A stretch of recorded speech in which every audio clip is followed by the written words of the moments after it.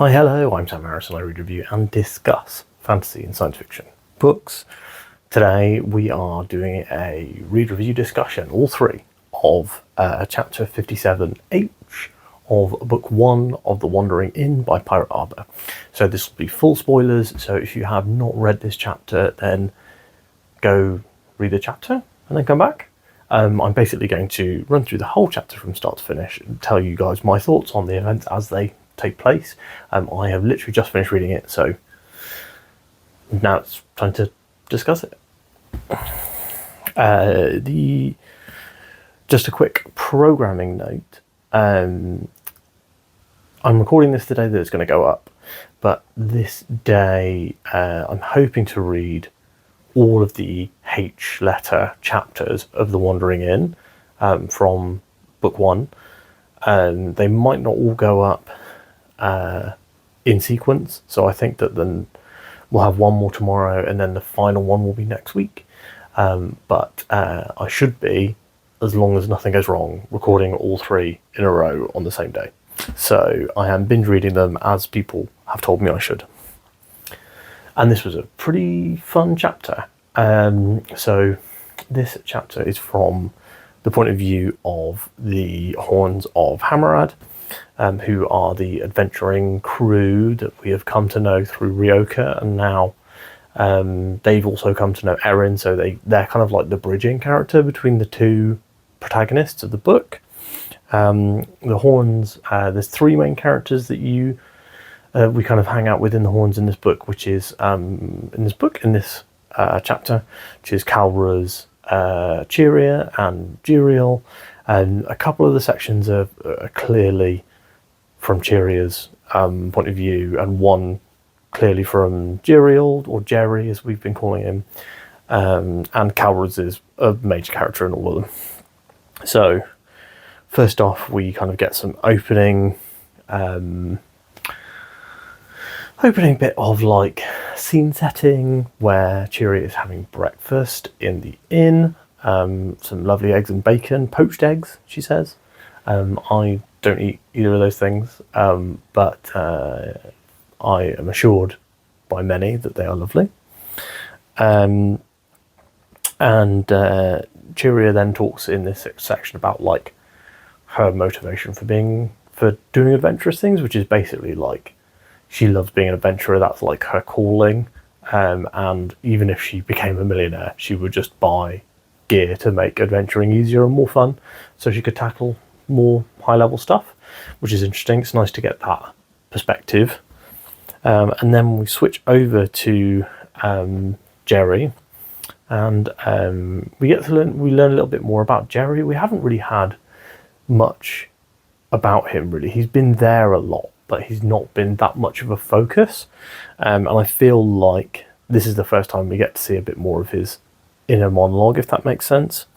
And so he's talking about how he's very nervous and how he can't eat in his monologue, not actually talking. So, but outwardly he's projecting this very much like, I have to be the calm, the sensible one, because Kalra's can't be, and Jerry is the second in command, although it seems pretty clear that he's only second in command because Cheeria doesn't want to be. So yeah, at some point, where we go? So they're talking about going, and they're like, oh, we've got to go. And then Olazum turns up. He is the Drake strategist that is friends with Erin. He's the guy who showed her chess for the first time in Wandering Inn world. And then let's have a look. So yeah, he is talking about how he's not, he's just along because he wants to level because Erin has inspired him, which is really fun. It's nice to see Erin having this effect on the world around her. Then let's keep moving. Yeah, so yeah, Erin is like, oh, you guys coming back for dinner? And the Horns are like, well, we're going to take 4 days worth of supplies, but we won't be in there for 4 days. But we don't know whether we'll be back. So bit ominous. Then there's another ominous thing actually, is that so they all leave, right? And they're on their way to the ruins, and then they go past the Antinium, who are on their way to the inn, including Pawn, and they're like, "Oh, aren't you guys supposed to be working in the mornings?" And the Antinium are like, "Oh yeah, we usually do work in the mornings, but we're waiting." They just say they're waiting, and they're like, "Oh, what do you mean?" And they say, "We wait for the Queen." And I guess the Queen, is she doing something? Yes, she is close to completing her task. And then they're like, "What's she doing that's so important?" And they go, "We don't know, but it will be tomorrow." So there's definitely something going on with the Antinium, as we've known the whole time. The Antinium Queen seems a bit sus, just going to say.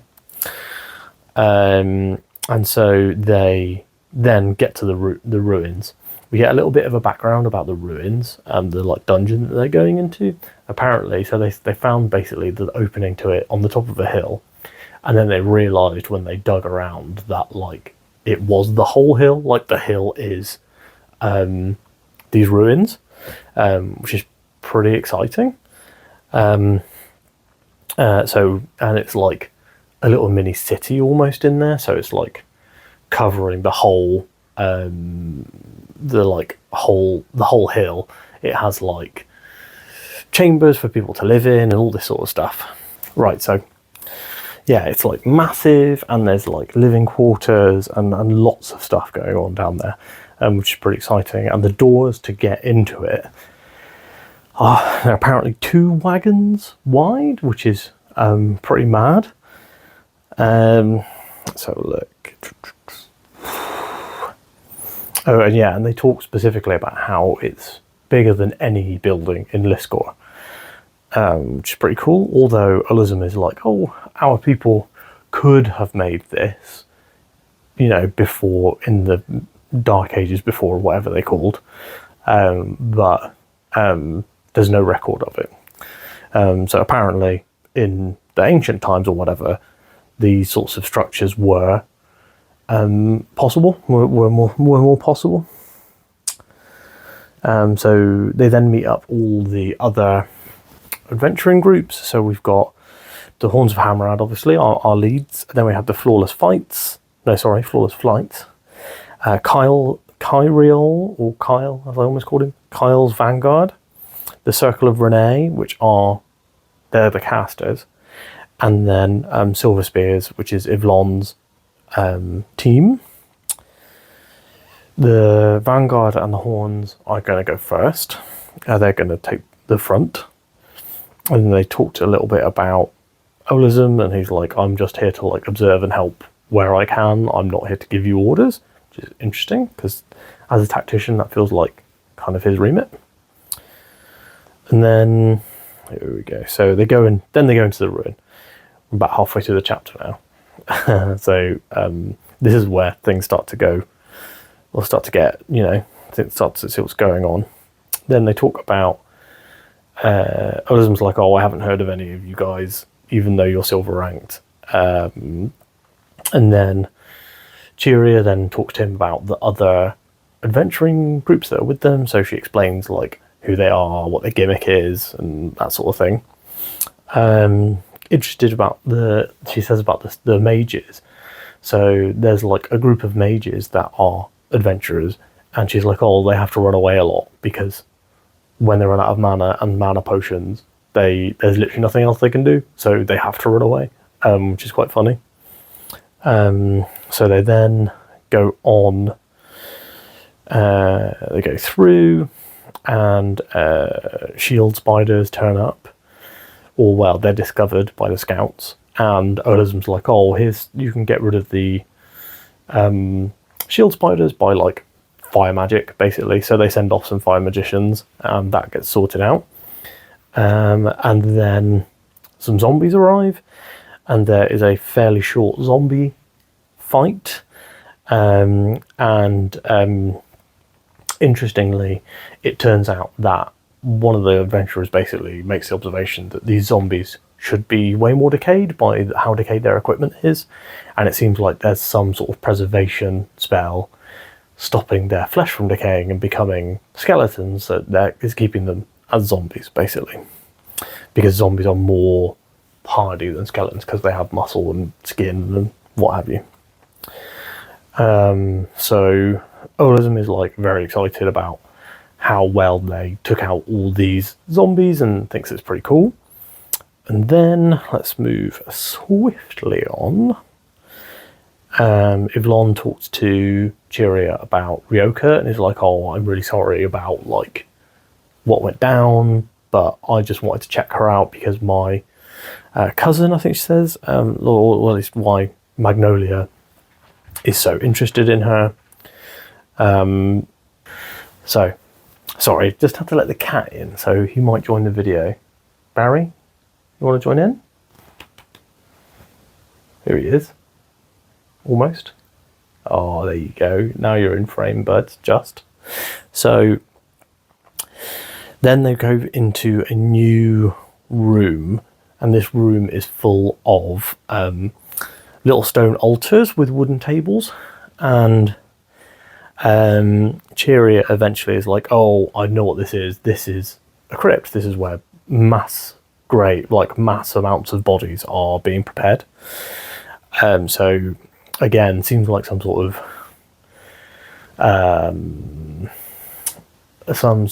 of like zombie making factory almost.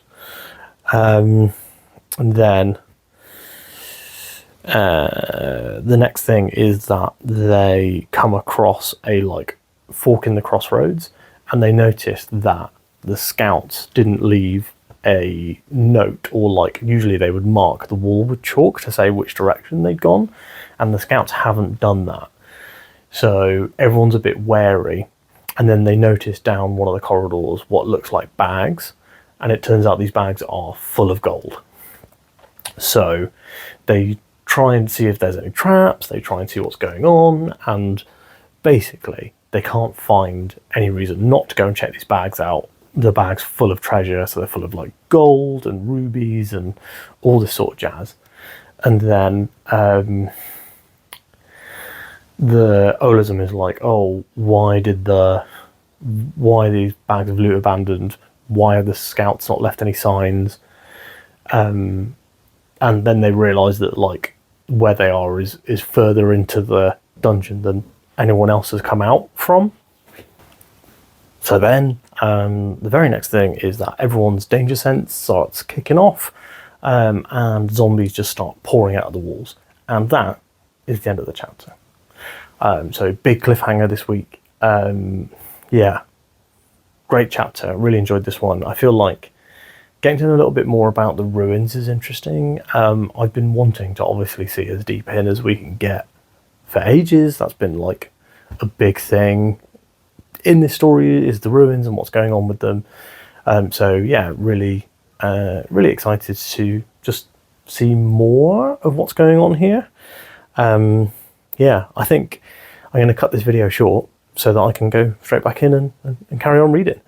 So I hope that you've enjoyed this one. Drop a comment down below to chat with me about this chapter if you have any thoughts in particular. Please remember, this is as far as I've ever read, so no future spoilers. Like this video if you liked it, and of course subscribe to the channel, as that makes me happy. Thanks so much for watching. I'll speak to you tomorrow. Goodbye.